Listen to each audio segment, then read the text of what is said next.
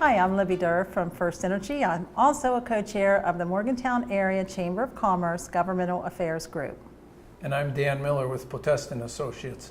Libby and I are members of the Chamber, and we'd like to introduce to you the candidates that are running for election this legislative session. The Chamber does not promote the candidates themselves. We don't endorse them. We promote the policies. And so we're here to help you understand where the candidates are standing on these policies. We're actually presenting this as a public service to you as a voter. So we want you to sit back, enjoy the show, and we also want you to remember to go out and vote. So sit back, enjoy the show, enjoy.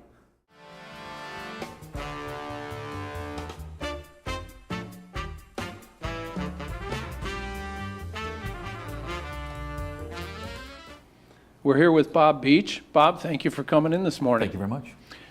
Before we get to the questions, we'd like you to just take a minute or two to talk about why you're running and a little biography on your background. Well, let me first thank the Chamber for hosting this event for all the candidates on the ballot this time. I am Senator Bob Beach. I've been in the Senate for the past 8 years, and prior to that, 10 and a half years in the House of Delegates. And during that time, I served both on judiciary and education for the majority of that time span. In my time in the Senate and the House, I've served as Agriculture Chair and also more recently as Transportation and Infrastructure Chair in the State Senate. It's been a challenging time for West Virginia in regards to transportation, and I believe there are opportunities that exist for us, for Morgantown, and an opportunity for us to take advantage of a few things. But let me just say that on a more local level, on a more personal level, I'm a father of 5, married, and a resident of Montague County for my entire life here, which is 59 years. And I take a great deal of pride of saying that I'm from Morgantown area. It's a wonderful community. In regards to the projects that you may find of interest to you that I've worked on in the past that may be of benefit, as we know that we have a large TIF project that was a bill that I sponsored and worked very closely with leadership to make that happen. We've worked to keep WEVNet here in Morgantown, which was 70 jobs, and we keep working on those type of issues I think that are a benefit to our community and need to stay in place. So I've enjoyed working on these projects, and I'd like to see an opportunity to do more. Good, thank you, Bob. As you may know, the Chamber surveyed the membership and asked for a ranking of the regional problems that need to be addressed by the elected legislative officials. The #1 ranked problem in this survey was, not surprisingly, roads and transportation. So the first couple questions deal with that. First question is, what actions will you take to ensure the state funding for new roads is spent in Monongalia County? And please be specific. I will. Well, just recently, at the end of last session, we ran into a situation where we were hearing strong rumors that some of those projects were going to be removed before we even got off the ground. I collectively gathered up all the legislators from Montague County and Marion County, and we met with the Department of Highways to get a promise to them, a verbal promise from them that these projects would remain. And to this point they have been. Some of them are going to be shuffled around, maybe not done in the order that we expected, but we do know that those projects are going to be completed here in Montague County, and the few that are also scheduled for Marion County. It's just a matter of staying on top of things, a matter of keeping an eye on the ball, watching what's developing with these projects, staying in touch with engineers, especially here on a local basis, who seem to have a closer ear to what's going on with the Department of Highways. So there are opportunities for us, and it's just really a matter of managing the process as we move along. Very good. And the follow-up question to that is quite similar. What actions will you take to ensure the state funding for the maintenance of these roads is spent in Monongalia County? And that's my favorite question out of all of them that you have listed for us. Earlier this year, a caucus began with local county commissioners across District 4. And one of those things came out of the conversations, well, how can we safeguard what's going on here? How can we get more money back? But there was a lot of questions that needed to be answered. So through that conversation with county commissioners and local legislators, I requested an analytical review or an audit, if you want to call it that, of District 4 and how the monies are appropriated from Charleston District 4. But as the conversation went along further and discussing this with those individuals in Charleston, we expanded the program, the audit itself, to include a lot of other things and to go after questions we needed answered. And two of those areas we're trying to determine is, what's the problem with labor? Why can't we retain labor, which is obviously a problem here in Montague County? The second question is, are we getting those funds? And the formula that we're currently using, is it the right formula for a growth county like Montague County or all of North Central West Virginia? So we're looking forward to that results coming out in December, And from that, we'll probably craft pieces of legislation to adapt to those different things and to answer some of those questions that we badly need here in the state of West Virginia. Thank you. We're going to move to higher education funding. The number 2 priority of our survey results was higher education funding. Many studies have shown the high return on investment in higher education and its ability to build our economy. Question number 3, what actions will you take to improve and preserve funding for higher education in West Virginia? And please be specific. Okay, I can do that. Here in the state of West Virginia, for the last 4 years, we've had an erosion of higher education budgets. 2 years ago, we looked at well, actually it was passed, a budget where we cut 15% of funding to 4-year institutions and 9% to 2-year institutions. And if you're really looking at investment for the state of West Virginia, creating a foundation, education is everything. And we found this to be appalling. And the Democrats in the state of West Virginia, in the Senate and the House, voted against this particular piece of legislation. And my solution is very simple.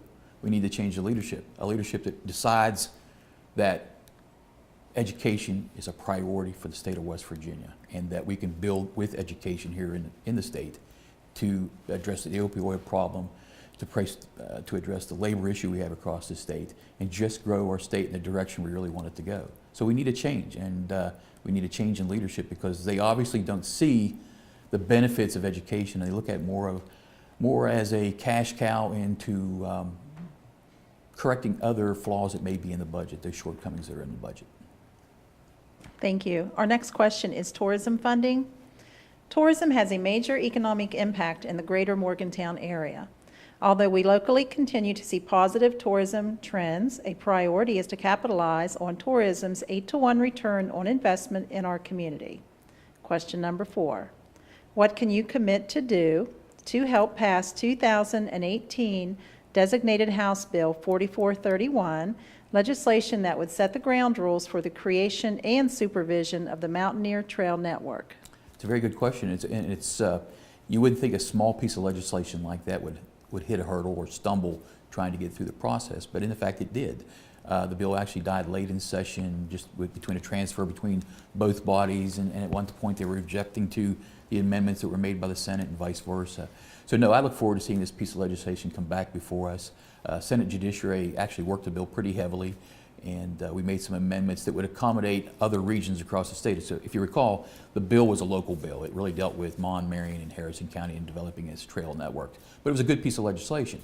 So from that good piece of legislation, other people wanted to be involved. So we tweaked it in a manner so that other regions could also come in and adopt this program somewhere down the road.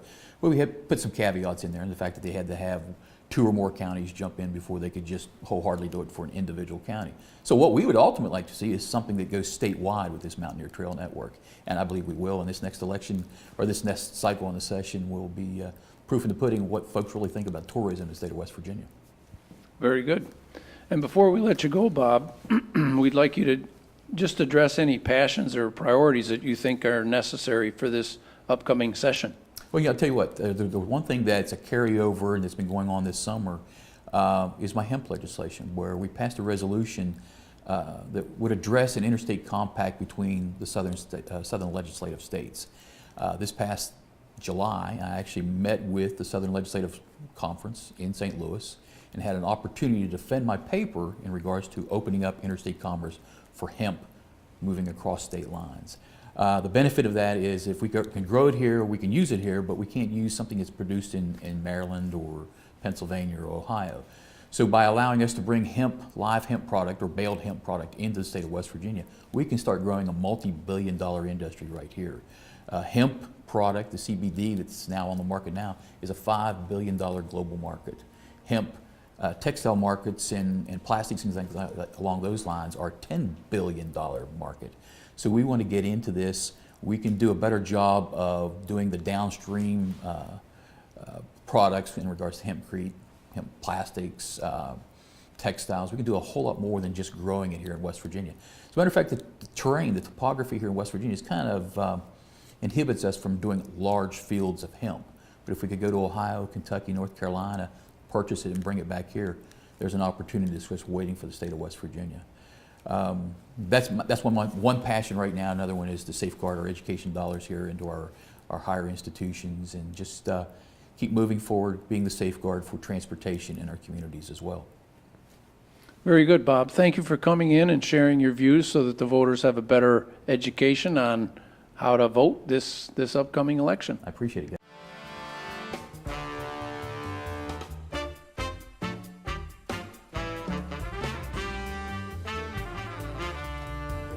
We're here with Mike Oliverio, and he's come in to answer some questions that the membership has for the upcoming election. Mike, thanks for coming. Glad to be here. Thank you. Before we get to those questions, we thought we'd let you speak a little bit about why you're running and a little biography on yourself. Sure.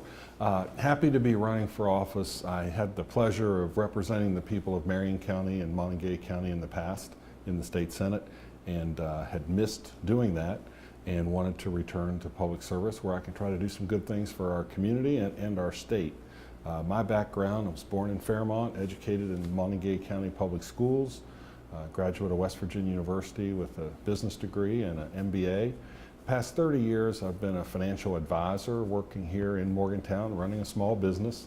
I believe I've had the best leadership training in the world, having been an officer in the United States Army.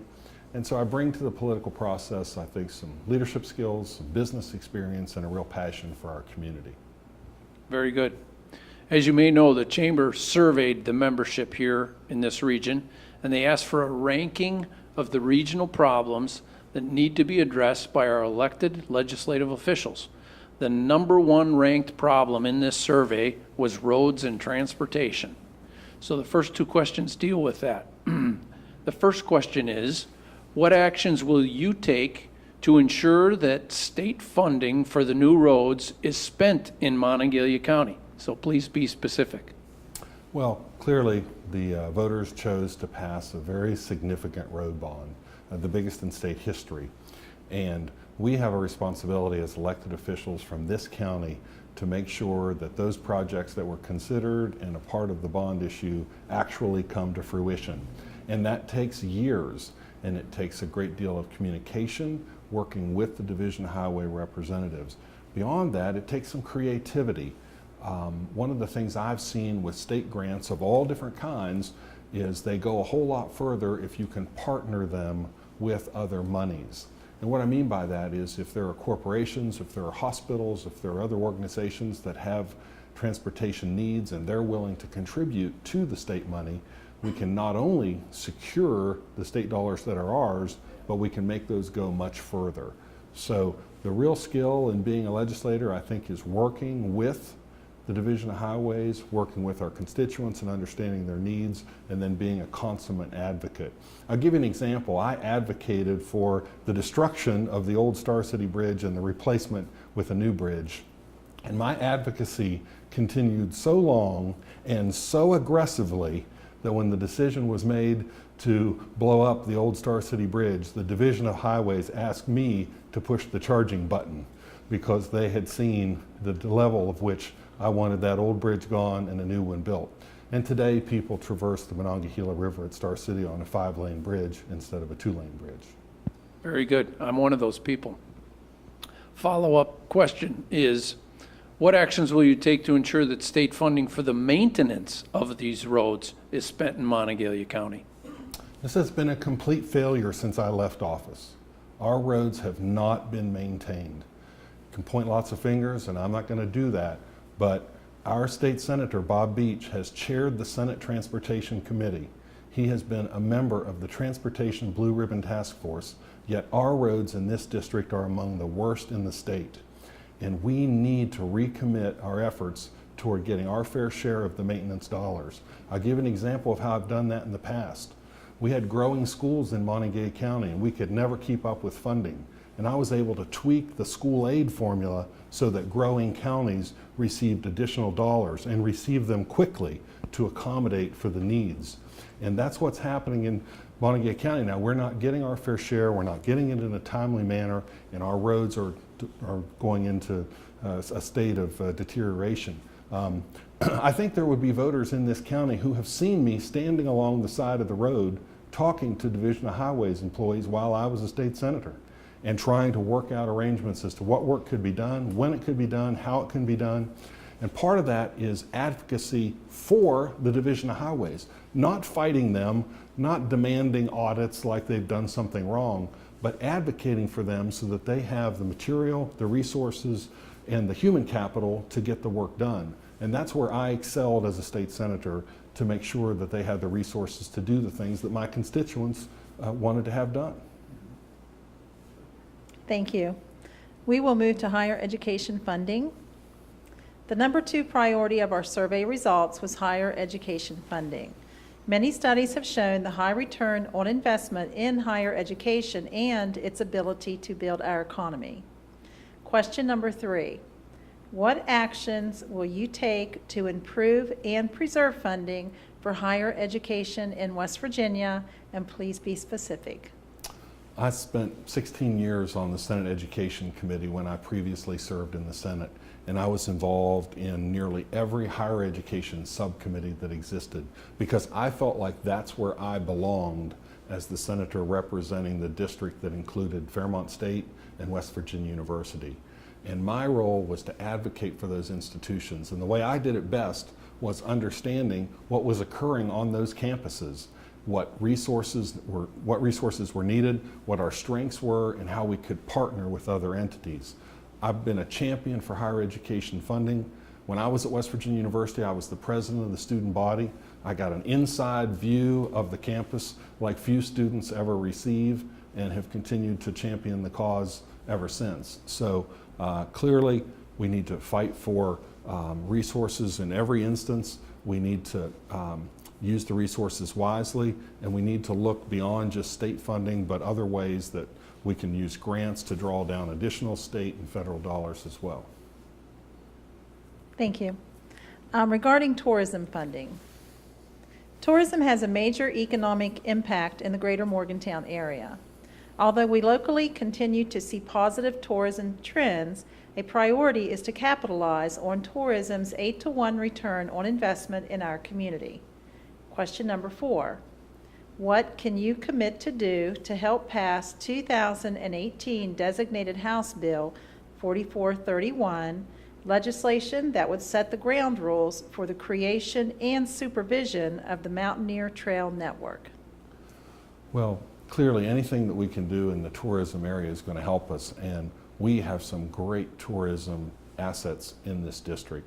The folks that are leading our tourism efforts up here are doing, I think, a tremendous job, and we just need to give them the tools to even be more successful. I've attended so many functions over the years here in Monongalia and Marion counties that I think we're going in the right direction. The specific legislation, having that framework and having the ability to connect those trails and grow that, can be compared to what we did in southern West Virginia with the Hatfields and McCoy ATV trails. Once we were able to get those connected and have meaningful amenities and services available along the trail, we had an expansion of economic development there that few had anticipated. So I feel like we've already done what folks are trying to do, and I feel like I'm knowledgeable of what needs to be done and how we can do that. So I'm committed to helping grow that trail system, helping with the connectivity, and looking for ways that we can expand our tourism opportunities. There was a day in West Virginia when tourism couldn't pay the light bill, and that day's over. Tourism is a meaningful part of our economic development program, and we have to feed that, encourage that, develop that, because we live in a state that is surrounded by millions of people who have dollars in their pockets, and we have amenities that can attract them and help develop our own economy in the meantime. Very good. We have one final question that will allow you to address to the voters any passions or priorities that you think are necessary in this upcoming legislative session. Well, I want to thank the Chamber of Commerce for this opportunity to participate in this forum. I also want to challenge the Chamber and its members to become engaged in the political process. I think we have thousands of West Virginians who today, the day of this filming, are driving to Charlotte, North Carolina to participate and watch the Mountaineers play football against Tennessee. And I think what we can learn from what's occurred in Charlotte is the business community has taken an active role in the political process.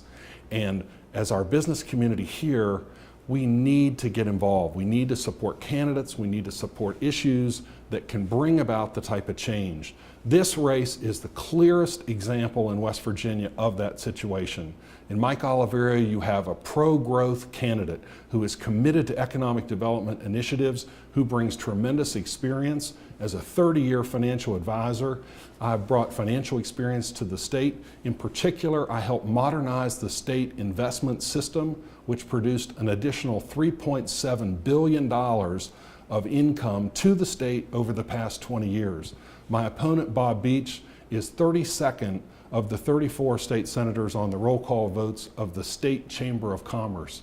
If you're a member of the business community and you care about the future of our state, do you want somebody who is engaged in your community as a business person with 30 years of experience as a pro-growth candidate, or do you want somebody who is a last place finisher in the state Senate? I think our community deserves first place finishers who are committed to making our community an even better place to work and raise a family.